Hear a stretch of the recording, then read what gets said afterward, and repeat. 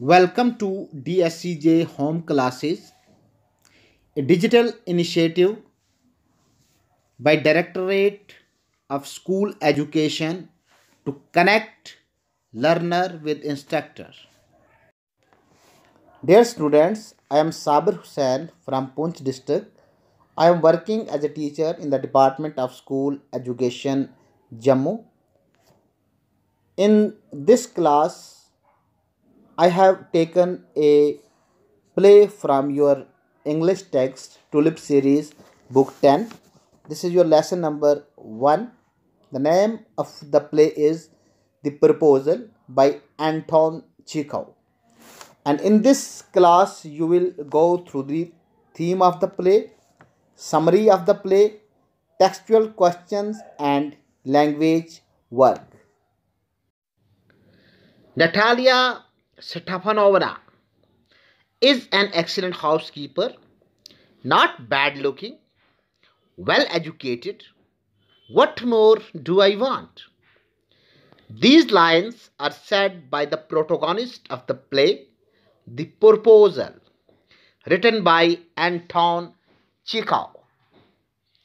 Dear students, you see, like most societies, marriage in Russia too was a matter of societal pressure.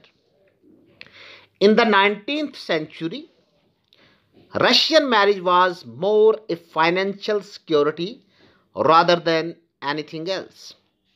And as the title suggests, The Proposal, this play focuses on this very tendency of wealthy families to get matches with similar or higher financial conditions for their children.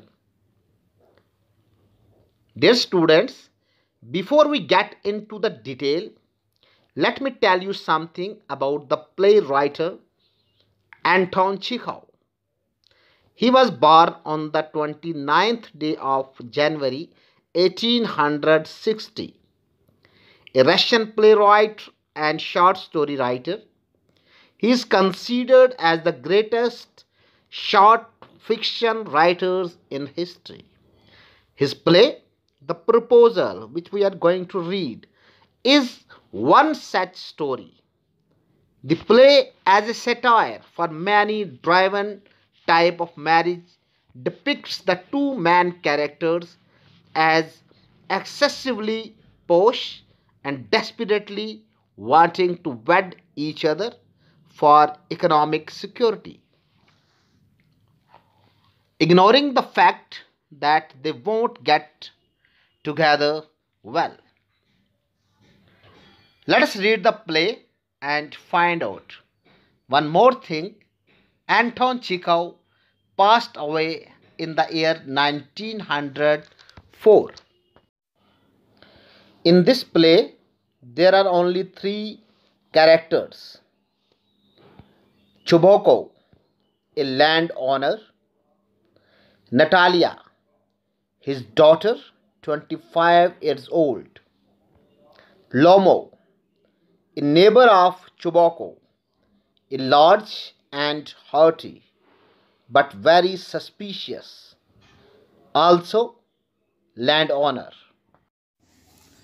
The theme of the play, The Proposal. The Proposal is a one-act play. Actually, it is a farce written by Anton Chekov in 1888 to 89. The play is about the tendency of wealthy families to seek matrimonial ties. The real purpose is to increase their estates and landed properties. Ivan Lomo was a wealthy neighbor of another wealthy farmer, Stepan Chobokov. Lomo comes to seek the hand of Chobokov's 25-year-old daughter Natalya. Lomo, Chobokov and Natalya, all three are quarrelsome. They quarrel over petty or small issues. Each one of them has a claim over a particular piece of land. They also quarrel over their dogs. Amidst this quarreling, they completely forget the real issue, the marriage proposal. But good sense prevails. in the end. Economic good sense ensures that the proposal is made. Choboko doesn't want to miss the opportunity.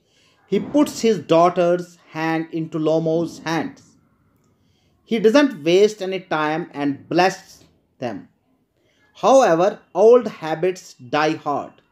The newly married couple starts their married life with a fresh quarrel. Dear students, here is the detailed summary of the play, The Proposal. You see, when the play begins, we see that Lomo comes to meet Choboko at his house. Choboko, who is a farmer, welcomes Lomo. He asks him why he is wearing formal clothes and whether he is going to attend a function. Lomo replies that he is not going anywhere.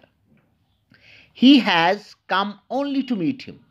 Lomo appears excited and perturbed.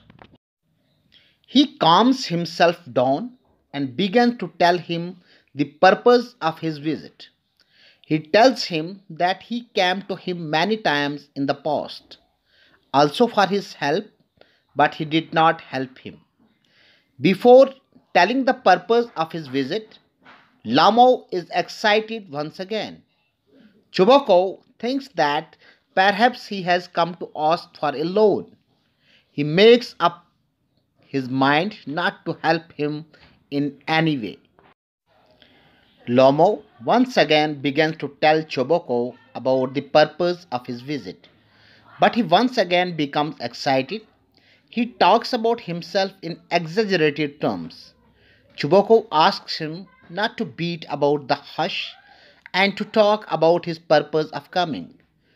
Lomo gathers courage and tells him that he has come to ask for his daughter Natalya's hand in marriage.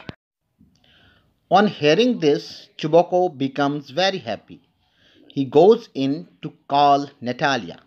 But before this, Lomo asks him whether Natalya would give her permission for this. Chuboko replies that she will readily accept a match like him. Lomo is left alone in the room. His body is trembling with excitement. He thinks about his present life. He wants to settle the question of his marriage at once. He thinks that now he should not delay. He thinks about Natalia. She is a skilled housekeeper. She is educated and is not bad to look at. At this age, he should not expect a better girl than her. Now he is 35 years old. Now he should lead a regulated life. He is suffering from serious diseases like palpitation, excitement, and insomnia. Because of these reasons, he should marry. Just then, Natalia comes in. Her father has not told her that Lomo has come to meet her. He only told her that a customer had come. Even then, she welcomes Lomo. Before Lomo can speak, she starts speaking. When she mentions his beautiful dress, he is again excited. Before he can talk about his marriage to her, he starts trembling. Natalia encourages him and he recovers. He says that he will tell her everything in brief. Even then, he cannot talk in a straightforward manner. He beats about the bush. He tells her that for the last many decades, their families have had good relations. Their estates are also adjoining. His oxen warbles touch their bitch woods. Natalia protests against this. She says that the oxen meadows belong to her. Then they lay their claims to it. They start quarreling about the ownership of the oxen meadows. They shout loudly at each other. They do not calm down in any way. Chuboko comes in and finds them both quarreling. He is greatly surprised, but when he finds that they are quarreling about the ownership of the oxen meadows, he also becomes angry.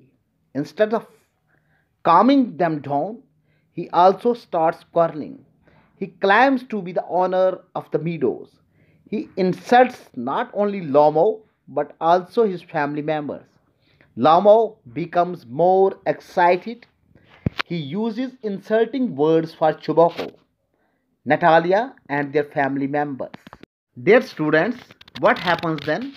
Lomo's palpitation increases and he becomes very perturbed. He goes out of the room. Chobakov says how the foolish Lomo dared to bring a proposal for Natalia's marriage.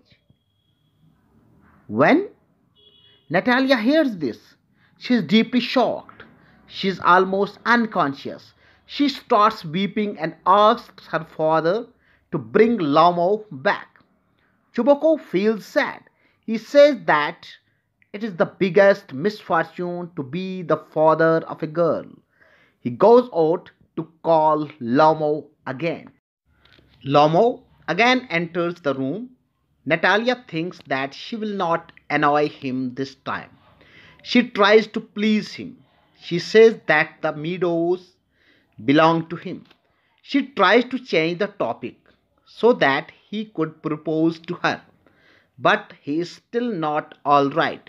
He is feeling disturbed. He does not come to the point. Lomo starts praising the qualities of his dog Gus, which he has purchased for 125 rubles. But Natalia says that her dog Squeezer, which she purchased for 85 rubles, is much better than Lomo's dog Gus. Remember that, dear students, rubles is the currency of Russia. Both of them praise the qualities of their dogs. Now they start quarreling on this topic. They again start shouting at each other. In the meantime, Chobokov comes. Instead of putting an end to their quarrel, he also starts quarreling. In this dispute, Lomo's condition deteriorates and he falls on the chair, unconscious. Both the father and the daughter think that he has died. Natalia starts lamenting that her chance of getting married has gone. After some time, Lomov comes to his senses. Chubokov tells Lomov that Natalia is willing for marriage, so he should marry her.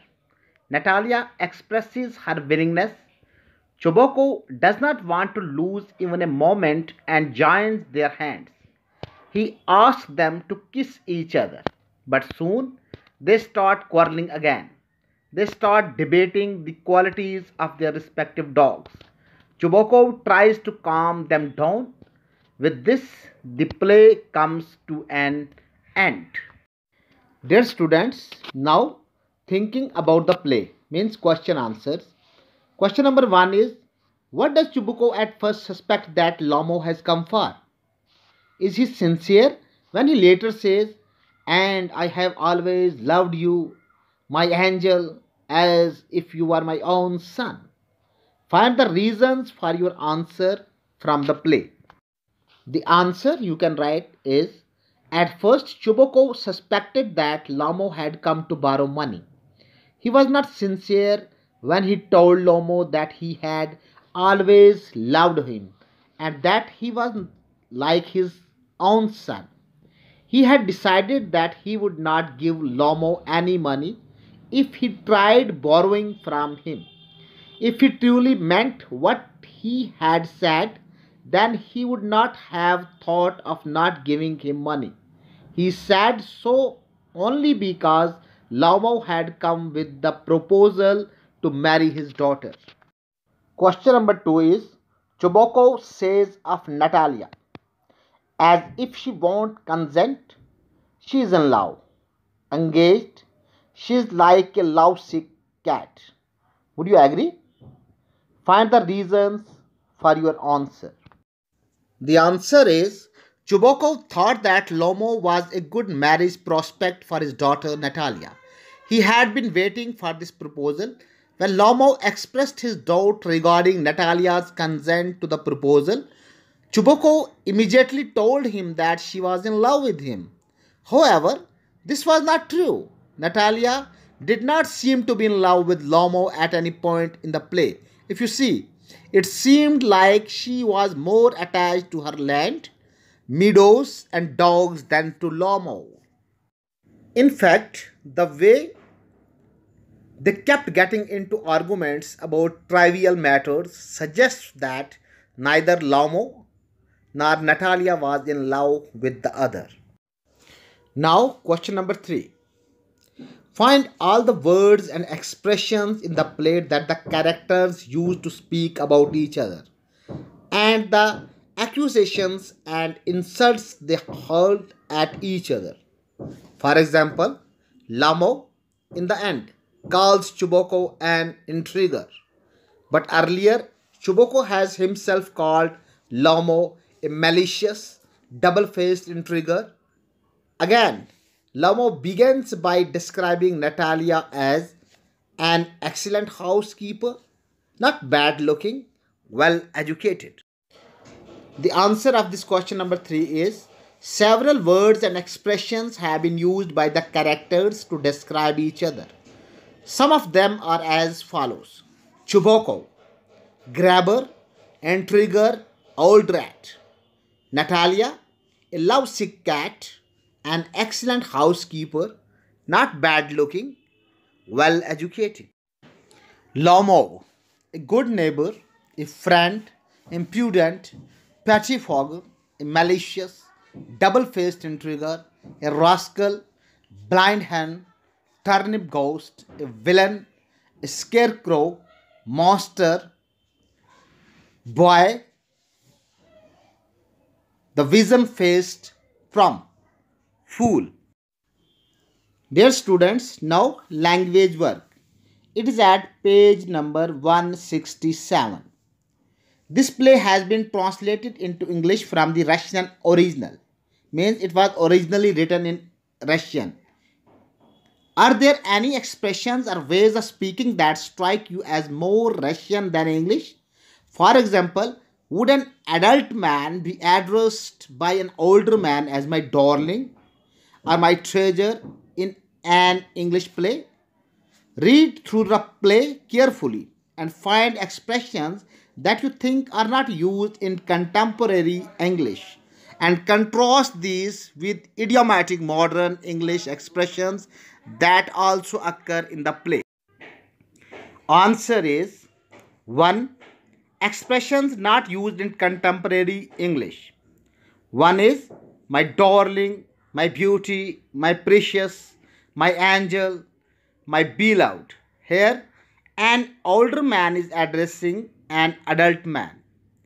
2. And so on. Here, it is used after a sentence in order to complete it. 3. And all that sort of thing. Not explaining what it is, just leaving it as it is. 4. And all that, again leaving the sentence as it is. 5. The scarecrow, the stuffed sausage, the vision-faced frump. In this way, they hurled insult at each other. 6. And how may you be getting on? Here Lomo is asking Chuboko about his well-being. Modern English expressions which are used by Lomo for Natalia. Madam, my heart honored Natalia Stepanovna. And Lomo for Chuboko, honored Stefan Stepanovich. 3. I beg your pardon. 4. My dear fellow, Chuboko addressing Lomo. 5. Malicious, double-faced intriguer, fool. are the expressions which Chobakov used for Lomo. 3. Look up the following phrases in a dictionary to find out their meaning and then use each in a sentence of your own. First one is, you may take it that. Second, he seems to be coming round. Third, my foot is gone to sleep. 3. First one is, you may take it that I am lying, but in fact it will help you in the long run. Second, he seems to be coming round after the trauma of his father's death. Third, after the 3 hour long yoga session, my foot is gone to sleep. Second, you must have noticed that when we report someone's exact words, we have to make some changes in the sentence structure. In the following sentences, fill in the blanks to list the changes that have occurred in the above pairs of sentences. As one has been done for you in the textbook. One is to report a question. We use the reporting verb asked as in sentence set 1. Dear students, as you have already gone through the process of narration, direct speech and indirect speech, when there will be a question in the reporting speech, the reporting verb will change into asked. Number 2 is to report a declaration. We use the reporting verb announced or declared. In this blank you will write announced or declared. The number 3 is the adverb of place here. Place here changes to. Here will change into there. Dear students, you have to fill all these blanks. 4. When the verb in direct speech is in the present tense, the verb in reported speech is in the blank tense as in sentence set 3. 5. If the verb in direct speech is in the present continuous tense, the verb in reported speech changes to blank tense. For example, blank changes to was getting. 6. When the sentence in direct speech contains a word denoting respect. Remember, a word denoting respect. We add the adverb blank in the reporting clause as in sentence set 1.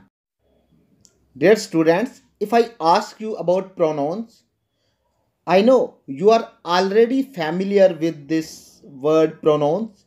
Pronoun is a word which is used at the place of noun. 7. The pronouns I, me, our and mine, which are used in the first person in direct speech, change to third person pronouns such as blank or blank in reported speech. Now here are the answers. 1. To report a question, we use the reporting verb asked. Remember that. 2. To report a declaration, we use the reporting verb declared. 3. The adverb of place here changes to there. Here changes to there. 4. When the verb in direct speech is in the present tense, the verb in reported speech is in the past tense. 5. If the verb in direct speech is in the present continuous tense, the verb in reported speech changes to past continuous tense. Remember, present continuous tense, the verb in reported speech changes to past continuous tense. For example, am getting changes to was getting. Am getting changes to was getting. 6. When the sentence in direct speech contains a word denoting respect, we add the adverb respectfully in the reporting clause. 7. The pronouns I, me, our and mine. 5. If the verb in direct speech is in the present continuous tense, the verb in reported speech changes to past continuous tense. For example, I am getting changes to was getting, which are used in the first person in direct speech, changes to second person, pronouns such as he, she, him, her, their, are, his, hers in reported speech. Third, here is an excerpt from an article from the Times of India dated 27 August 2006. Rewrite it, changing the sentences in direct speech into reported speech. Leave the other sentences unchanged. Why do you want to know my age? If people know I am so old, I won't get work. Laughs 90-year-old A.K. Hangal, one of Hindi cinema's most famous character actors. For his age, he is rather energetic. What is the secret? We ask. My intake of everything is in small quantities and I walk a lot. He replies, I joined the industry when people retire. I was in my 40s, so I don't miss being called a star. I am still respected and given work when actors of my age are living in poverty and without work. I don't have any complaints, he says, adding, but yes, I have always been underpaid. Recipient of the Padma Bhushan, Hangal never hankered after money or materialistic gains. No doubt, I am content today, but money is important. I was the fool not to understand the value of money earlier. He regrets. An answer you can write 90-year-old A.K. Hangal, one of Hindi cinema's most famous character actors, laughingly asked why we wanted to know his age. If people knew he was that old, he would not get work. For his age, he is rather energetic.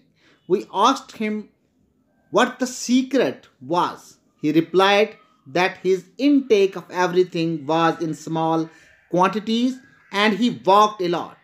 He said that he had joined the industry when people retired. He had been in his 40s. So he did not miss being called a star. He was still respected and given work when actors of his age were living in poverty and without work.